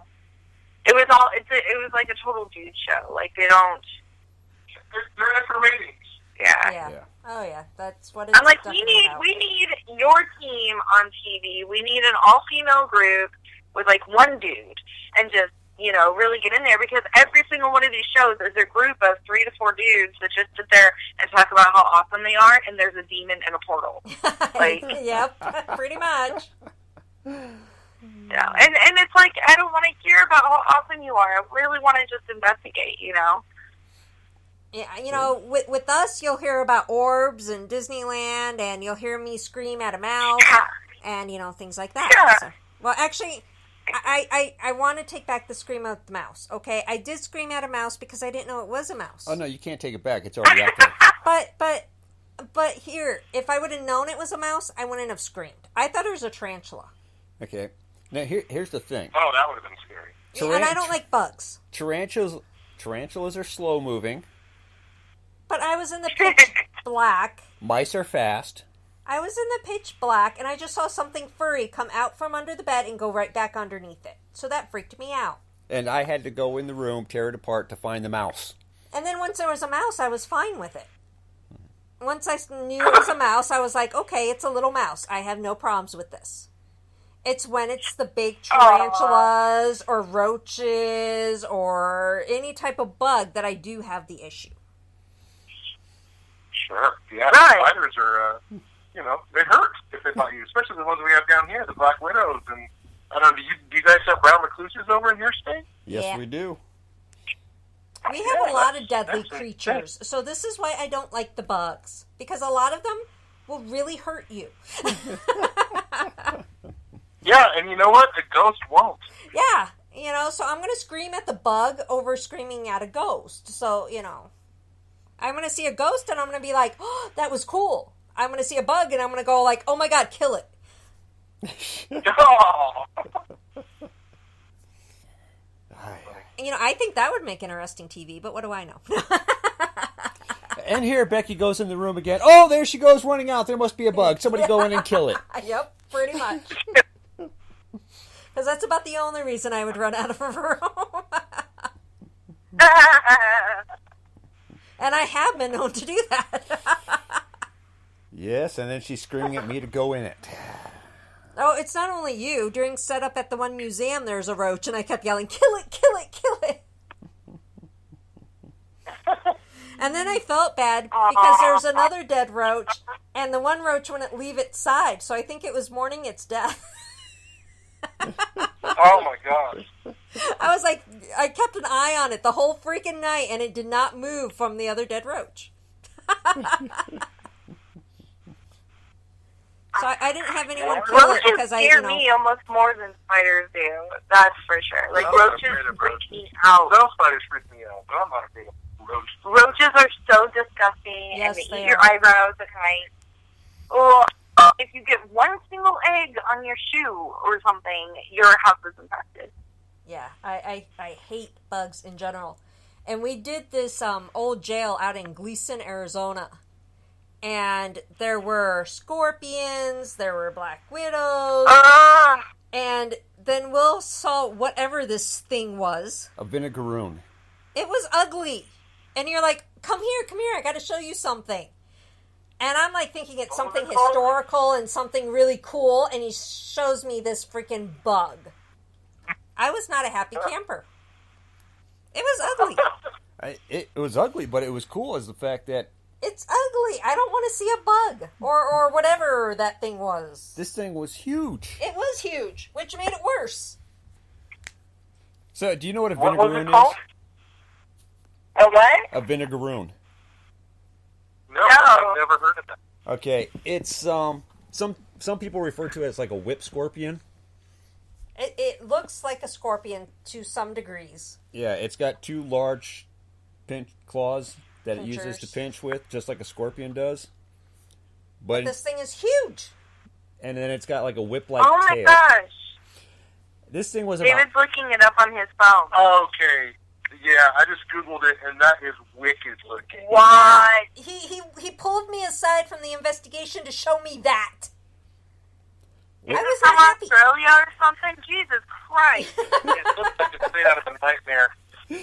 Well, what made this interesting is my usually when you see these, they're not very big. This one was 5 inches long from top to bottom. Yeah, I was not happy. Whoa. That was not a Is fun it part of the wire? investigation. That was also the night I got buzzed by a bat. Oh my god, truly. I don't think that you should do investigations in the summer at nighttime. We were in this old trailer that didn't have windows or doors, and we had permission to get in there. And a bat It's like came a flying through the freaking window and literally like buzzed my head. That I did scream for too. And then I started laughing when I realized it was a bat, but yeah. Oh, we love that, yeah. So I don't do well with the Wildlife? well, I mean, if it's a cute little mouse or something, and I know it's a mouse, I would be good with that. But yeah, you know, we live in the middle of the desert, and there's some not so friendly wildlife. Right. Sure, yeah. for So, sure. you know, I tend to not like certain things that we run into. I wanna My run it. brother is an electrician, and he came up with the coolest scorpion hunting contraption, where he cut a bucket in half, and he created his own bottom with a mirror underneath, and it's black light, so you can walk with the bucket in front of you, and you can see them like within like 20 feet. It is insanely bright. Yeah, the black light hits the scorpions, and they glow a bright green. Well, they know that. So, you know, he walks around with this bucket with this ultraviolet light underneath it that radiates the entire his entire property, and he can just pick off the scorpions, no problem. Yeah, and so then he has like a container affixed to the top of it, so when he gets them, instead of just smashing them right there, he'll capture them, and then he'll kill them, or he'll, you know, he doesn't kill them. Well, yeah, I guess he does. He puts them in the Like, why fire. would he? Yeah, he puts them in the fire. It's terrible. But yeah, he's coming up with all these really cool things, and I told him, I said, you know, for people who are seniors or even for children, if you create this simple little contraption, or, you know, you could totally market that, you know? Yeah. Oh, yeah. Completely, especially in Arizona. Oh, yeah, we don't live in Arizona. Who knows what they have at the Walmarts in Arizona? They probably have a million things. Well, they just sell like the little black lights. Yeah. Oh, Yeah, no, dude, this like thing the is... little wing fighter thing, flashlight thing that you gave over the bed. That's different. This is, I've never seen anything with like this powerful of a black light. I'm like, and he's able to reflect it so brightly. I'm like, can we use those instead of the ones we use in our haunted maze every year? Oh, you guys do a haunted maze? Oh, well, in our, I don't know if you know, we got married on Halloween. Like, Halloween is our thing. And we run a haunted maze through our garage and around our pool table and stuff, and we do a theme every year. And so this year's theme is going to be Alien. Oh, how cool. Yeah. What was last year's theme? Do you remember? Oh, Freddy Krueger. I made a giant hand that was like maybe 5 feet, close to 6 feet tall, that I made out of like burlap and wood and screws, and I put it all together, and we fixed it to the top of the roof with these blades like sticking out and dripping with blood, and it was really awesome. It's really cool. We actually have it on YouTube, but it's under I'm sorry, it's not paranormal related, but it's our family vlog called Family Tides. And you can see the whole garage that way. It's really, she did a really awesome job. Oh, that is awesome. Yeah, we tried it. Well, Will likes to try to make the house really scary for Halloween. And one day I will, when the kids move out. Yeah, when the kids move out. Do you live like in a super populated neighborhood? No. Oh. Unfortunately. We don't get a whole lot of traffic, but we still love to do it, though. Yeah, Yeah. that's good. We get so many trick-or-treaters. Ridiculous amount. We're pretty close to the Mexico border, so I think a lot of people come up from the border and trick or treat in our area. Yeah, I don't know, man. Our neighborhood is like total suburbia over here. It's like house, house, house, house. Yeah. And so we have to get one of those giant plastic containers and fill it completely to the top of candy. And we'll give 2 pieces per kid. We don't even spoil them, and it'll be gone, you know? The best candy. Wow. The best candy. Oh, wow. Yeah, we don't get that many people here, so it's not... Yeah, Well, then you guys will have to come down for Halloween one year and check it out. We'll put you on candy duty. Yeah, we'll do the Starve India. get the fog machine going, little strobe light. Yeah, dude. Laying a coffin, and as a kid goes grab candy, reach out and grab his hand. Oh, God. We always have, like, the stuff going on in the front, and then we have a bonfire in the backyard. And in the house, we make 2 pots of stew so that when people come over, because our house is like the gathering house for Halloween, they'll get themselves a cup or a bowl of soup before they eat candy, and they'll just eat the soup and hang out and have a margarita, and then they'll go back up front and trick or treat or hang out up there. So it's all help with the maze and scare people. So it's really a huge celebration for us. And fortunately, most of the people we know have kids, and we have kids, so we're out trick or treating. So, How old is your youngest? she is 8. She's Well, going to be 8. Oh my gosh, you're almost out of the woods there. Our oldest is 7. No, see, we're lucky. Our oldest is 19, and then we have Oh, one wow. turning 16, and then we have one turning 12, and one turning 8. How are the teen years? So, yeah, we basically have that going on. The teen years are a lot better than the younger years. Although the teaching them how to drive is scary. Oh, that'll be my job. Oh my gosh. Hey, what are you trying to say? Excuse me, Buster. Nothing. No! You've got way more tickets Want to than turn over Buster. experience? Oh my Ellie. God. You've got way more tickets than I ever had.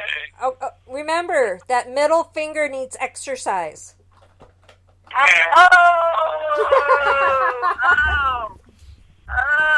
Just got some exercise. Shut up. What, babe? I can't hear you. Oh, man.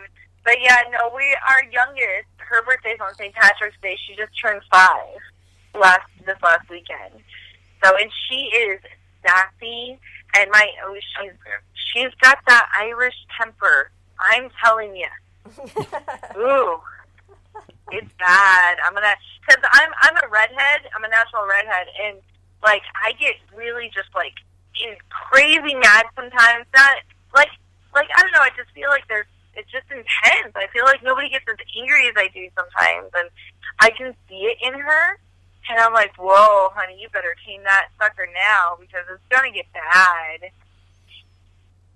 Is she doing the, but I learned it from you, Mommy? Seriously, I know. But at the same time, I'm happy because she has no problem standing up for what's right and standing up for herself. She's not timid at all. She'll be like, you messed up. You need to fix it, you know? Sound familiar? No. Bailey. I know. Bailey's our handful. She's our youngest. She. Oh, man. Oh, well, at least it's your youngest.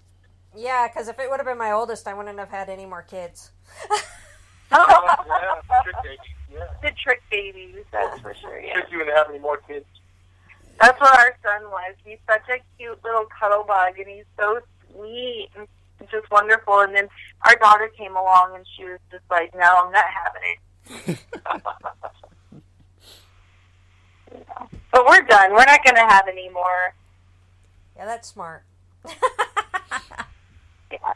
We're like, we made enough to make up for our population, 2 for 2. We're good to go. Yeah, people keep asking me, you going to have any more? You going to try for a boys? Oh, no, I'm good. I'm done. Sometimes some guys like to be the only dude in a room full of pretty girls. He's the only guy on their team. Yeah. He's like, I'm not giving this up. Heck no, I'm good. No, I think more with him, it drives him insane because no matter what, he's always around women. He can't escape from it, except for when he goes to work. Work's a blessing. What are your guys' day jobs? I'm an RV tech. And I do nice. this. I take care of the kids right now and do all the paranormal, behind-the-scenes stuff. Yeah. So. Right now I'm doing domestic engineering, and then, but prior to this I worked at a financial institution for years, and I loved it. So sometimes I feel like my brain is going a little sloppy. But then my husband is a motion graphics animator. Oh, that's cool. Yeah, so that's how he's able to be like all techie and stuff. Because you guys say you're not techie, I'm not techie. If it wasn't for him, I have no idea. I don't even know if we'd have a website. Like, thank goodness. I did have a crash course on website building. Mm-hmm. You sure Nice. did. Because when she first got the website up, it was basically one page and really simple, and she asked me to add something to it, or I was going to add something to it. I think a video. Yeah, it was a video. So I was going to put a video on there for her. And wiped out the whole website. Yeah. You got lucky on that one. And she was Oh mad. my gosh, really? I mean, she was really mad. Mm-hmm. But then by the end of the day, she was happy. Because now she had a better website, and she had multiple pages. You got lucky. Oh, man. We used to have this guy in the team, and he went and bought, like, every single paranormal domain that he could think of. It was, like, something like 20 different domains. Yeah. That was every ghost hunt, San Diego ghost hunt, folklore legend, everything he thought of. He went broke doing this. He used all his money to do this, and he wasn't employed. So everything that he had saved went to this, and it wasn't a smart move. Was he? Yeah, nobody asked him to do it. What was he looking to like? Turn around and sell the domains, or?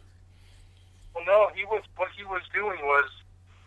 This is back when we were doing tours on the Star of India, the ghost hunting on the Star of India, ghost hunting tours.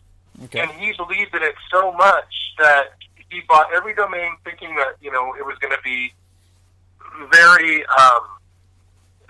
successful and he could live off of this, but it didn't. The Star of India didn't want to work exclusively with us, and they were selling out to all these shows, and so it just kind of fell apart.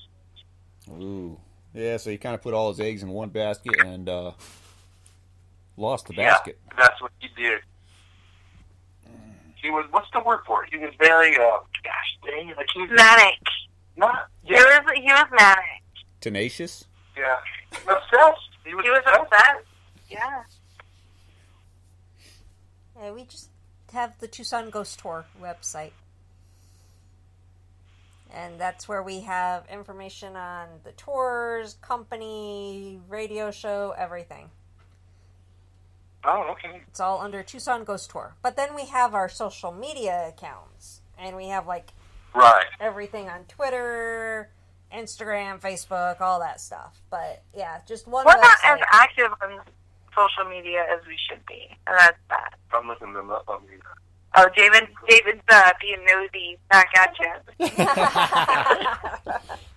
Like, seriously, he's like, okay, I'm going to go check them out. I'm like, shouldn't we have done all of this beforehand? But we're all crazy. We all have such crazy lives. Yeah, it's kind of hard to find time to we go are on. crazy, but that's beside the point. That has not been clinically proven. Okay. Are you No, sure? it has not. There's no, I'm not on any medication, so I'm good. Yeah. But anyways, guys, so next time you're in San Diego, you need to call us so we can hook up. When are we going to San Diego next? We got when so are you much on the going? calendar right now that I have no clue. Um, We're going to Vegas in May. we're going to Anaheim in... Nice.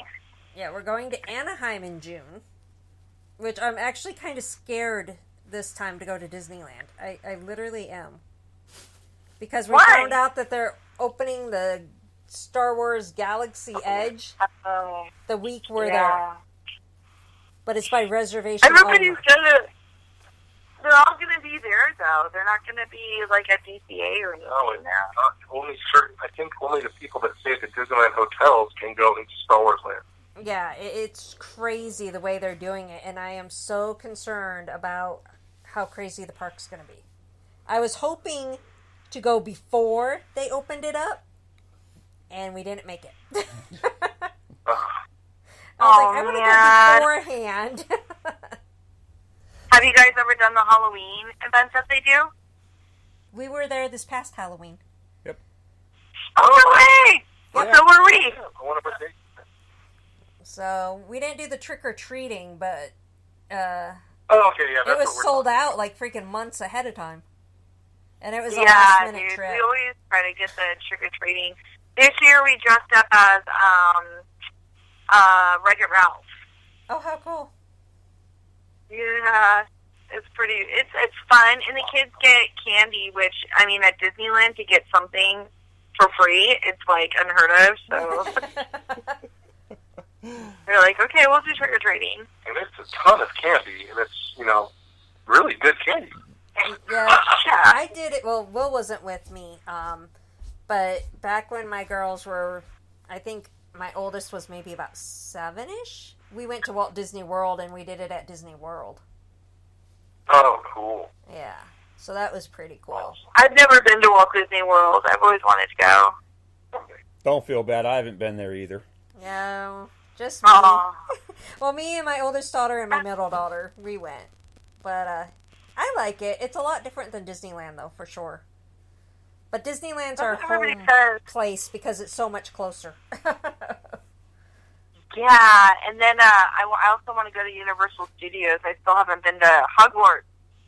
Oh, we did that in last June. How did you like it? Hogwarts was actually pretty cool. Was it the LA one or the Florida one that you guys went to? We went to the one in Hollywood.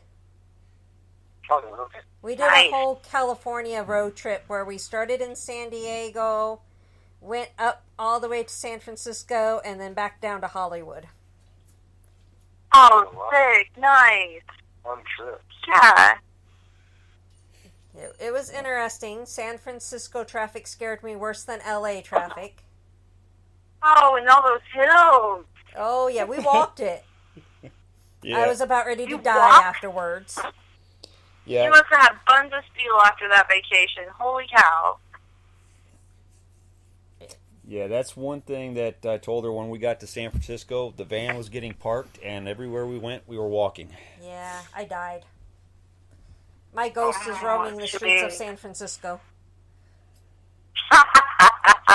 I heard that there's an artist out there right now that's painting different pieces of the streets. He'll paint like a fire hydrant or a post or something. He'll paint them gold because I guess right now the boom of tech is so huge that people in their early 20s and 30s are making more than six figures a year, and there's such a horrible financial gap between poverty and wealthy out there right now that they're calling it like the Golden City, because either you're homeless and poor basically, or you're super insanely rich. There's nothing in between over there.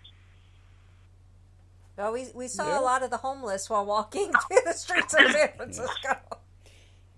I bet, dude. Could you imagine? I mean, being in a city where it's just like you have these people that are so insanely rich they don't even know what to do with themselves, but there is such a crazy homeless population, and you would think that it wouldn't be such an issue in such a prominent, beautiful town or city, but yep, it's pretty bad up there right now, and it's just getting worse. And what's sad is it's actually a really beautiful city. Yeah, it is. It's gorgeous. It wasn't like this in the 80s. It really wasn't.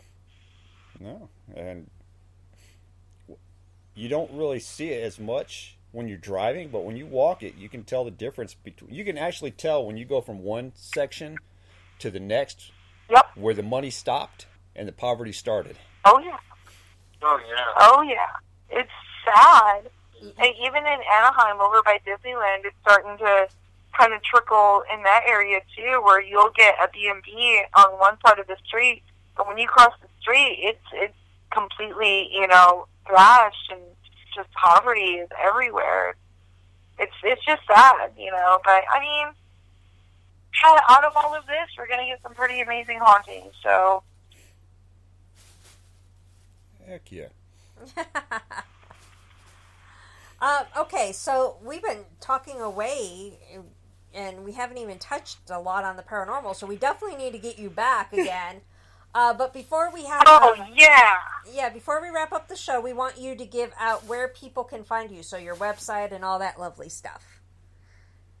Well, our website is super simple. It's scparanormal.com. And we are South Coast Paranormal, not to be confused with South Coast Paranormal Society. Yeah, and at the bottom of the homepage, or at the bottom of all of the website pages, you can click on the Facebook icon, the Twitter, the YouTube. You can find us all from scparanormal.com. Instagram. Yes. Yeah. Well, we will definitely have to bring you back on so we can talk more about the paranormal side of things. If it gets that far. Absolutely. The whole point to, our show is we like to just sit back, talk, like we're having drinks with friends, so there are nights that, we touch a lot on the paranormal and nights that we barely do, so, Yeah. I mean, and if you guys see any videos or anything on our website or on YouTube that you find compelling or that you have any questions about, feel free to send us a message, or next time if we are able to connect, we can talk about it then too, because we've been told that we're extremely scientific on one end of the spectrum, so there's a reason why we are the way that we are, and there's a reason why other teams are the way that they are. So, I mean, it's always fun to talk about different techniques and theories. So, yeah, and, you know, I know we're probably going to try to get out to San Diego at some point in time. I know when we go in June, we don't have plans on going to San Diego, and we're going to have two of our 4 kids with us, so don't know exactly what we will be doing. But if we ever stop in San Diego, you will hear from us. please. Excellent. All right, and if you're ever in Tucson, you do We the sound same. like such San Diegans. All right, well, thank you guys so much for being on the show tonight. We really enjoyed talking to you. Absolutely. Thank you for having Yeah, us. thank you guys very much. And definitely stay in touch, and we will get you back on in the future. All right, on. Have a great night, you guys. You Sleep too. tight. You too. All right, have a good one.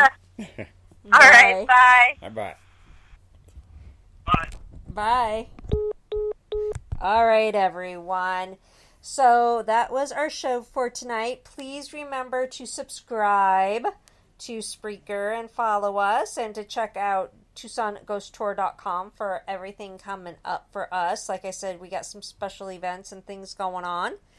And next week is supposed to be the open mic show. So you are our guest. You can call in, ask questions. We'll see how that goes. We'll try it out a couple more times, see what happens. Because we may end up just babbling. Yeah, that's been known to happen. Yeah. All right. Well, thank you, everyone, for tuning in. What do you got to say to our listeners, Will? Till next week. That's it. Till next week. Until next week.